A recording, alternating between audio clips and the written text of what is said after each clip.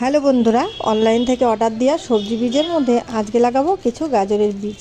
আর এই বাথটবের মধ্যেই তোমাদের এর আগের ভিডিওতে শেয়ার করেছিলাম, বুনেছিলাম পালং শাক। তো প্রথমবার আমি পালং শাক লাগানোই অনেকগুলো বীজ আমি একসঙ্গে দিয়ে দেওয়ার কারণে পালং শাকগুলি সেইভাবে কিন্তু হয়নি, এক জায়গায় অনেক হয়ে ছোট ছোট হয়ে মারা গেছে। নতুন করে আবার মাটি তৈরি করে এই বাথটবের মধ্যেই দিয়ে দিচ্ছি এই যে গাজরের বীজ, সঙ্গে কিছু লঙ্কা বীজ, টমেটো বীজ, সমস্ত বীজ একটু একটু করে ছড়িয়ে দিচ্ছি। গাছগুলি বড় হলে এই জায়গা থেকে অন্য জায়গায় সরিয়ে লাগিয়ে দেবো। আর সঙ্গে দুটো লাইয়ের বীজ, ধুদুলের বীজ, সমস্ত বীজই কিন্তু অল্প অল্প করে দিয়ে দিচ্ছি। এরপর ওপর থেকে আর একটু মাটি দিয়ে জল স্প্রে করে দেবো। কিছুদিনের মধ্যেই কিন্তু গাছগুলো বেরিয়ে যাবে।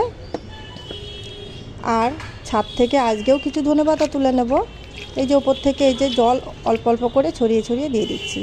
আর কিছু ধনেপাতাও তুলে নিচ্ছি আজকে রান্নার জন্য। তো বন্ধুরা, আজকে এইটুকুই, দেখা হবে অন্য ভিডিওতে। টাটা।